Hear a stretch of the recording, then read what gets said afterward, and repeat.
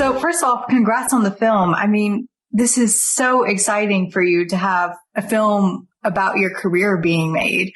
But I can imagine it can also be a little scary. There might be a worry that events might be mistranslated or misinterpreted naturally. But how does the film navigate these obstacles? Well, it's my life, and I've been heavily involved with the script since day one. I've known about this for many years, and once I started getting scripts through and talking to the producers and script writers, all of us were on the same page of wanting to produce something which is accurate to my life. My life has been quite varied. The way that I got into the sport is very weird in its own right. But then since then, during my career in racing, there's been ups and downs. And the movie encapsulates that very well. There's been some dark times, there's been some great times.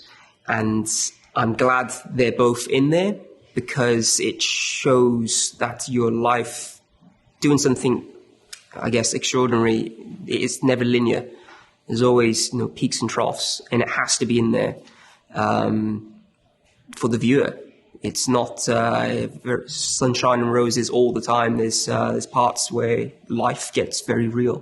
Yeah, and what surprised you the most about performing as a stunt driver in this movie? The waiting round, I guess.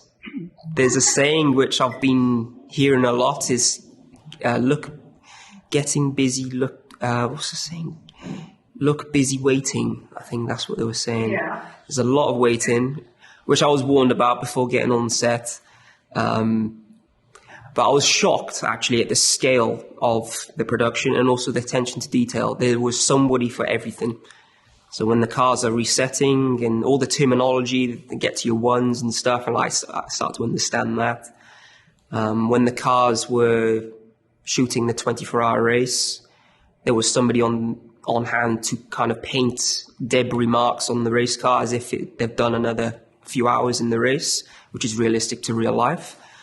So that really shocked me, the attention to detail. I mean, is that something you would like to continue doing now that you have that experience of stunt driving for movies or TV shows? Yes, in the future. For now, I'm in the second half of my career as a racing driver, and with the movies, they block you out for months. So I can't do that. There's a season in racing. It usually runs from April to the end of November. Movies run the similar time frame in the summer. Can't commit to it right now. However, in the future, it's something I'd love to do because it's cool. It's just cool creating art, and having my services be useful. Driving cars, making it look as real as possible is, it's an interesting industry. Yeah, and I think a big takeaway that I'm sure so many people will have after watching this movie is the power of video games, which, I mean, you built an entire career off of playing this game, which is just amazing. I mean, can you touch on the impact of video games and simulators in your life and in other fields like the entertainment and sports industry? Yeah, they've had a big impact in my life and continuing to grow. The industry is growing all the time. It's not like I've only played racing games, and specifically simulated racing games, because I didn't think I'll be able to drive these exotic cars in real life. So I wanted to drive them on the game to get a feel for what they would be like in real life. So it was very important to me that it was simulation, not just a game. I was very intent on using Gran Turismo as my kind of main simulator because I knew what the effort they've gone to putting all this equipment in the cars to make them as realistic as possible, the modeling. And that was important. And now this whole industry has come off the back of that. And it's continuing to grow. And